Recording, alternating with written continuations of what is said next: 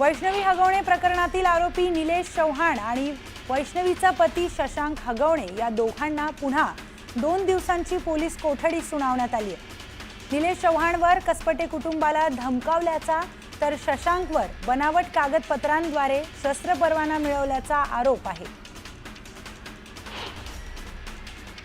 मध्य प्रदेशच्या बालाघाट जिल्ह्यात मोठी चकमक झाली। या चकमकीत 4 माओवाद्यांचा खात्मा करण्यात सुरक्षा दलाला यश आलंय। गोंदिया जिल्ह्याच्या सीमेवरून 90 किलोमीटर अंतरावर मध्य प्रदेशच्या बालाघाट जिल्ह्याच्या हद्दीत ही चकमक झाली आहे। जालन्यातील अतिवृष्टी अनुदान घोटाळ्यातील अधिकाऱ्यांवर गुन्हे दाखल करा अशा मागणीचं निवेदन देण्यासाठी शेतकरी पंकजा मुंढे यांच्याकडे गेले होते। यावेळी पोलीस अधिकाऱ्यांनी शेतकऱ्यांना ढकलून देत जमिनीवर पाडले। जालना जिल्हाधिकारी कार्यालयासमोर ही घटना घडली आहे। विक्रोळी पूर्व आणि पश्चिमेला जोडणारा उड्डाणपूल वाहतुकीसाठी खुला होणार आहे। मात्र त्याआधीच शिवसेना शिंदे गटाने फीत कापून या पुलाचं उद्घाटन केलंय। विक्रोळी पूर्व आणि पश्चिमेला जोडणारा विक्रोळी उड्डाणपूल आज वाहतुकीसाठी खुला होणार होता। मात्र त्याआधीच शिवसेनेकडून थेट या ब्रिजचं उद्घाटन करण्यात आलं।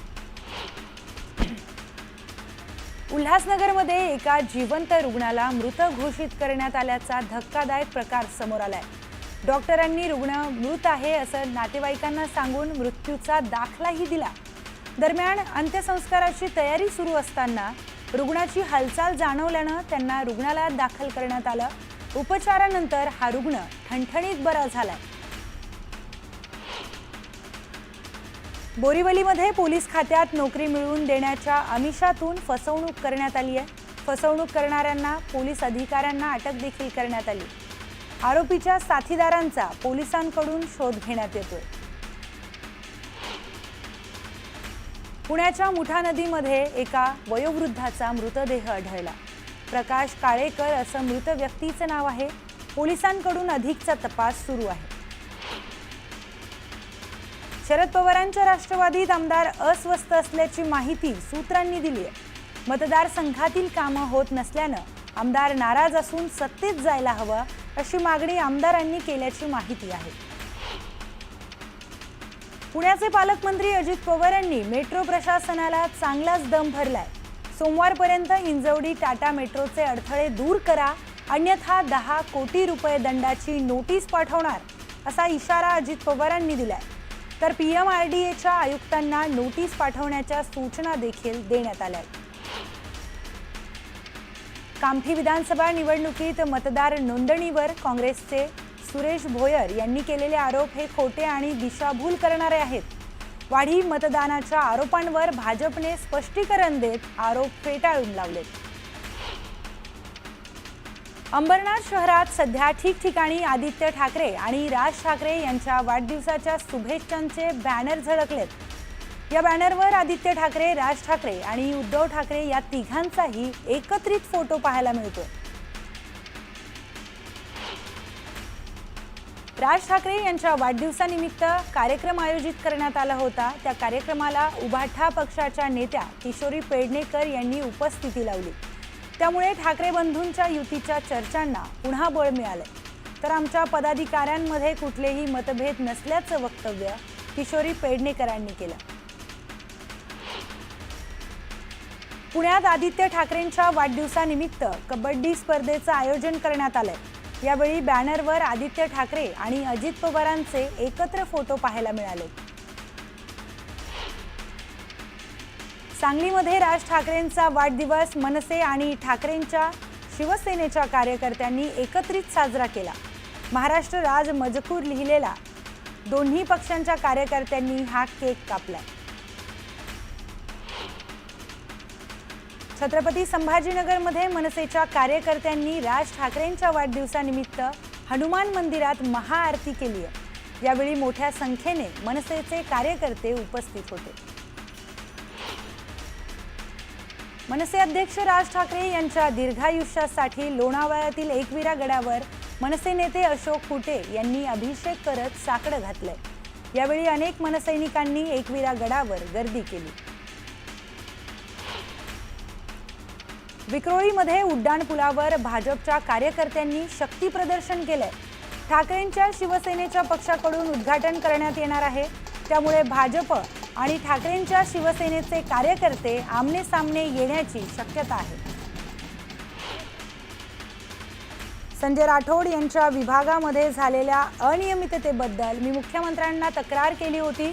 जवळपास 450 जणांवर अन्याय झाल्याचा आरोप आमदार संदीप जोशी यांनी केलाय।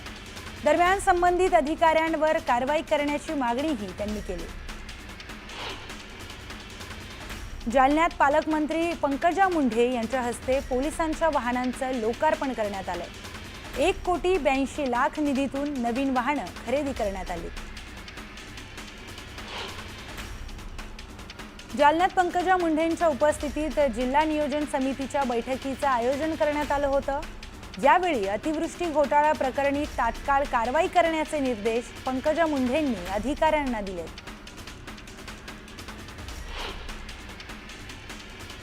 बीडच्या श्री क्षेत्र चाकरवाडी येथे आमदार धनंजय मुंडे यांनी राष्ट्रीय कथाकार पंडित प्रदीपजी मिश्रा यांच्या शिवमहापुराण कथेला उपस्थिती लावली। संत ज्ञानेश्वर माऊलींच्या पुण्यतिथी उत्सवाच्या सांगता प्रसंगी शिवमहापुराण कथेचं आयोजन करण्यात आलं होतं। यवतमाळमध्ये पालकमंत्री संजय राठोड यांनी नाट्यगृहाची पाहणी केली आहे। लवकरात लवकर नाट्यगृह यवतमाळकरांच्या सेवेत दाखल करण्याच्या सूचना देण्यात आल्या। बच्चू कडूंना उपचारासाठी रुग्णालयात दाखल करण्यात आलंय। बच्चू कडू यांच्यासह तब्बल 23 उपोषणकर्त्यांनाही रुग्णालयात दाखल केलं असून 10 कार्यकर्त्यांची प्रकृती खालावली आहे, तर बच्चू कडू यांच्यावर अतिदक्षता विभागात उपचार सुरू आहेत। आंदोलन थांबवत नाही, पुढे ढकलतोय। 2 ऑक्टोबरपर्यंत तारीख सांगा, नाहीतर मंत्रालयात धडकू असा अल्टिमेटम बच्चू कडूंनी सरकारला दिलाय। सक्तीची कर्ज वसुली 8 दिवसांमध्ये थांबवा, नाहीतर झाडाला बांधून ठेवू असा इशारा देखील कडूंनी दिलाय। मंत्री उदय सामंतांकडून शासनाच्या पत्राचं वाचन करण्यात आलं। शेतकरी कर्जमाफीसाठी 15 दिवसाच्या आत उच्चस्तरीय समिती नेमणार। उच्चस्तरीय समितीच्या अहवालानंतर कर्जमाफीचा निर्णय घेतला जाईल असंही उदय सामंतांनी सांगितलं। मंत्री उदय सामंतांनी उपोषणस्थळी जात बच्चू कडूंची भेट घेतली। दिव्यांगांना वाढीव मानधनासाठी सरकार सकारात्मक आहे, शेतकऱ्यांनाही न्याय देण्याची जबाबदारी सरकारची आहे असं आश्वासन सामंतांनी दिलंय। बच्चू कडूंच्या आंदोलनाची मुख्यमंत्री आणि दोन्ही उपमुख्यमंत्र्यांनी दखल घेतल्याचं वक्तव्य पंकजा मुंडेंनी केलंय। तर कर्जमाफीचा विषय जाहीरनाम्यात होता की नाही तुम्हीच बघा असंही त्या म्हणाल्या। दिवा, डोंबिवली, कल्याण आणि ग्रामीण भागात जोरदार पावसाने हजेरी लावली। पावसामुळे सखल भागामध्ये पाणी साचल्यानं नागरिकांना पाण्यातून वाट काढताना त्रास सहन करावा लागतोय। रत्नागिरी जिल्ह्यातील दापोली परिसरात पावसाने जोरदार हजेरी लावली। अचानक आलेल्या पावसामुळे नागरिकांची तारांबळ उडाली।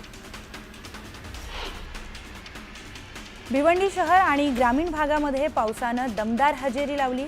यामुळे नागरिकांची तारांबळ उडाली, तर रस्त्यांवर पाणी साचल्यामुळे वाहन चालकांना देखील मोठी कसरत करावी लागते। जळगावच्या जिल्ह्यामध्ये मुक्ताईनगर तालुक्यात अवकाळी पावसाने हजेरी लावली आहे। वादळी वाऱ्यासह आलेल्या पावसामुळे केळी बागेचं नुकसान होण्याची शक्यता आहे। यामुळे केळी उत्पादक देखील चिंतेत सापडले। खेड दापोली मुख्य मार्गावरील पर्यायी मार्गावरून पाणी जात असल्यानं मुख्य मार्ग वाहतुकीसाठी बंद करण्यात आलाय। दापोलीमधील कुडावळ येथे रहदारीसाठी बांधलेली मोरी पाण्यात वाहून गेली। नाशिकच्या येवल्यामध्ये मुसळधार पावसाने सलग 3ऱ्या दिवशी हजेरी लावली। जोरदार पावसामुळे शेतकऱ्यांनी दुबार पेरणीच्या संकटाची चिंता व्यक्त केली आहे। चिपळूणमध्ये पावसाने जोरदार हजेरी लावली। शेतीसाठी पाऊस चांगला असल्यानं शेतकऱ्यांमध्ये आनंदाचं वातावरण आहे। दरम्यान 16 जूनपर्यंत पावसाचा रेड अलर्ट घोषित करण्यात आलाय। नदीकाठच्या नागरिकांना काळजी घेण्याचं आवाहनही करण्यात आलंय। वाशिम जिल्ह्यात जोरदार पावसाने हजेरी लावली आहे। जोरदार पावसामुळे सखल भागामध्ये पाणी साचलंय।